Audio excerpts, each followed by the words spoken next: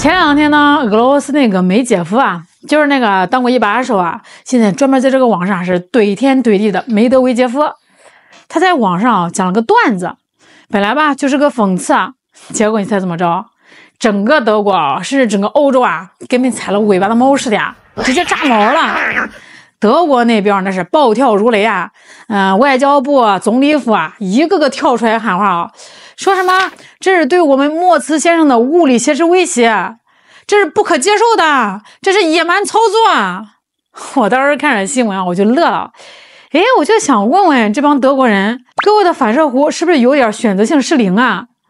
就在1月3号的凌晨，大西洋那边是发生一件真正的实打实的惊天动地的大事啊！大漂亮啊，那是把人家老马两口子啊，跟拎小鸡仔似的，直接打包带走了。这叫什么呢？这叫对一个主权区域的赤裸的越界。哎，这个时候，咱们那位严谨、文明、讲规则的德国在哪儿呢？那个天天把这个人文关怀挂在嘴边的欧洲在哪儿呢？那是静悄悄一片啊！我就盯着这个新闻看啊，大漂亮动手那会儿啊，欧盟总部啊，那叫一个安静，连个气儿都没出。柏林那边呢，也是装聋作哑。结果呢，面对大漂亮真刀真枪的操作，德国人是连个大气儿不敢喘，甚至还帮着洗地。但是面对这个梅德韦杰夫随口说一句假玩笑，这德国人啊却急得脸红脖子粗啊！咱们现在把这个事儿的背景啊给交代清楚啊，哎，你才能明白这个梅德韦杰夫啊那个笑话有多损。1月3号的凌晨2点，哎，你想想这个时间点啊，月黑风高啊。这大漂亮的特种部队呢，不管3七21，直接在委内瑞拉首都加拉加斯动手了。那这个事一出来啊，全世界都炸了锅了。咱们这边俄罗斯那边啊，都是第一时间表态了，就连那边的秘书长啊，古特雷斯都坐不住了，直呼震惊啊，说这个事儿没法洗。可是啊，你把这个目光啊转到这个欧洲，哎，那画风突变啊，平时啊，哎，哪怕是哪里的小猫小狗受点委屈，欧洲那帮政客啊都要跳出来啊，站在这个道德高地上啊，挥舞着小旗子，喊着正义、规则、基于规则的秩序。可是那天呢，这大漂亮把这天都捅了个窟窿啊！欧洲那边呢，静得吓人。一直过了5个小时呀，黄花菜都凉了。欧盟那个外长叫什么卡拉斯的，才慢吞吞的发了条推特。哎，你猜他说什么呢？他说啊，主张平稳过渡，尊重规则。嘿，哎，我听着都想笑啊！他连大漂亮这2个字都不敢提啊，他更别提什么谴责啊、反对这种硬词了。他那个意思就是啊，好像这个马杜罗呢是自己飞到这个大漂亮去的，或者说是被这种外星人抓走的，跟这个大漂亮没有关系。紧接着啊，那个冯德莱恩，还有这个英国的斯塔默啊，法国的马龙也都出来说话了。那个话说啊，跟这个商量好了似的，全是车轱辘话啊！哎，要么就是顾左右而言他，说什么委内瑞拉局势复杂，要么就是倒打一耙，说这个老马不听话，所以最觉得是这个德国莫茨啊，这个哥们儿真是有才啊！哎，面对大漂亮这种啊，把人直接强行请走的操作啊，他憋了半天，憋出一个词儿来形容：复杂的。我去你的吧！哎，有人拿家伙顶着你脑门把你带走，你管这叫复杂的局势啊？这就是强制掳人啊！这就是踩红线啊！连3岁小孩都懂的道理啊，堂堂的德国大人物啊，居然不敢说个不字儿。这说明什么呢？说明在欧洲这帮人眼里啊，这个世界上呢有2种法，一种呢是管别人的法，哎，哪怕是你瞪我一眼，你都违反了规则。这另外一种呢，就是管大漂亮的法，那就是大漂亮干啥都是对的，哪怕是放火嘎人，那也是为了自由的火焰。哎呦喂，这种选择性失灵啊，这种面对强力式的膝盖发软啊，就是梅德韦杰夫那个笑话诞生的土壤。那就在这个欧洲人啊还在那边装傻充愣啊，想把这个事儿糊弄过去的时候啊，1月4号，这俄罗斯那位梅杰夫出场了。哎，你得知道啊，梅德韦杰夫啊，这人这几年变化挺大的。这以前啊，当的一把手那会儿啊，看是挺斯文的，还去这个硅谷参观，玩某国手机，大家都以为啊他是温和派的。这几年那边啊，一打起来啊，好家伙，这哥们儿是彻底放飞自我了。他在这个社交媒体上啊，那张嘴啊，那就是一台人形自走输出机，突突起来啊，谁都受不了。他接受采访啊，先是一本正经的怼了大漂亮一顿，说大漂亮这是越界，是不合规的，说老头子就是想抢资源，这都是常规操作。那精彩的还在后头。他说完这个事儿呢，突然话锋一转啊，脸上带着那种似笑非笑的表情啊，来了这么一段。哎呀，那既然大漂亮能搞出那种强行带离他国元首这种事儿啊，那就意味着潘多拉魔盒打开了呀。那将来类似的行动是不是也能发生在其他地区领导人身上呢？这个时候啊，他就顺手啊指了指德国，点名了莫茨。他说啊，比如那位德国的莫茨先生啊，假如有一天我们也以他支持特定历史时期的极端思潮为由，把他给请到这个莫斯科坐坐啊，或者说把他给打包过来，那这会不会成为这场闹剧里的一个精彩转折呢？他特意补刀了一句啊，说这个事儿吧，他并非完全不切实际啊，毕竟德国现在老百姓的日子啊不好过啊，都是因为莫斯这帮人啊瞎折腾。那咱们甚至可以在这个德国境内起诉他。你听听啊，你听听，这叫什么呢？这叫直击灵魂啊！明眼人一听就知道啊，他会真派人去柏林把人抓走吗？当然不会啊。他的逻辑就是啊，你们欧洲人啊，不是觉得大漂亮打包老马没问题吗？不是觉得只要这个理由充分就可以随便抓人吗？好啊，那如果我俄罗斯也觉得你莫茨不合规，那我是不是也能抓你？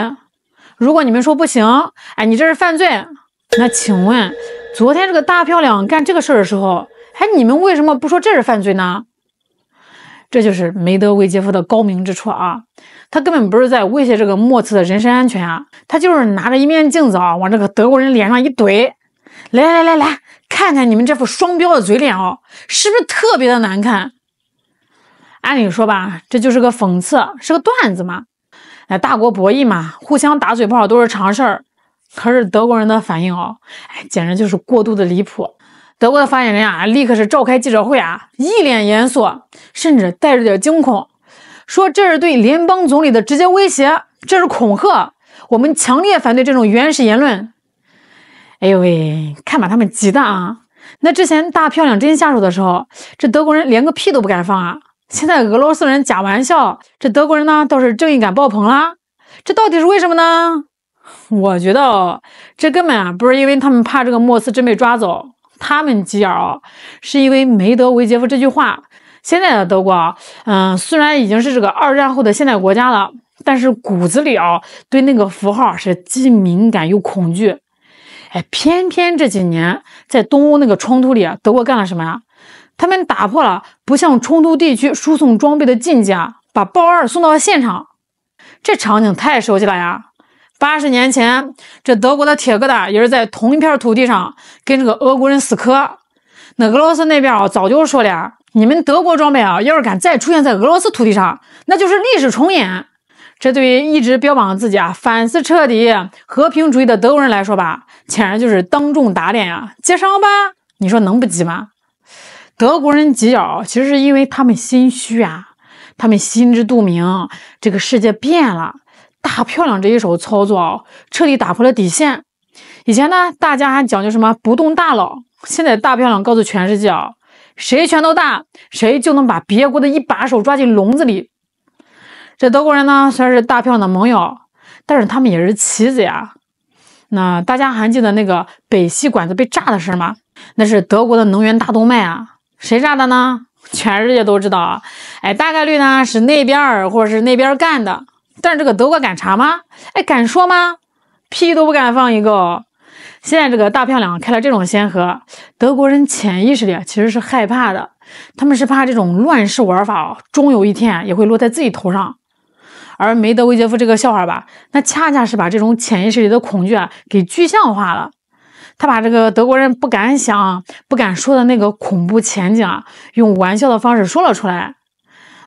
这就像是一个人走夜路，他本来就怕鬼结果旁边突然有人拍了他一下，说：“嘿，你看那边是不是有个阿飘？”这个人肯定就吓疯了呀。梅德韦杰夫还补了一刀，说德国民众正在为一些不必要的事情承受痛苦，这也是大实话呀。那现在的德国日子好过吗？能源飞涨啊，工厂外迁，经济衰退啊，老百姓是怨声载道啊。那他们为了配合那边的战略呢，硬是切断了跟这个俄罗斯廉价能源的联系啊，搞得自己国家去工业化。老百姓心里有没有火啊？肯定有啊。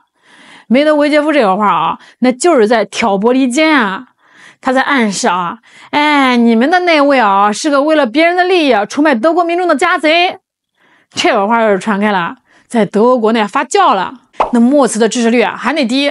所以吧，德国人必须跳出来啊，用谴责俄罗斯呢来转移国内矛盾，来展现自己的强硬啊。那咱再把这个视野再拉宽一点啊，这一次啊，不仅是德国，整个欧洲的反应啊，都让人觉得可笑又可悲。你看那个英国、法国也都是跟着起哄，说梅德韦杰夫啊过分无礼。诶，我就想问问这些欧洲的大老爷们儿啊，当这个大漂亮监听默克尔手机的时候，哎，你们的尊严在哪儿呢？当大漂亮炸了北溪，让你们在冬天挨冻的时候，你们的怒火在哪儿？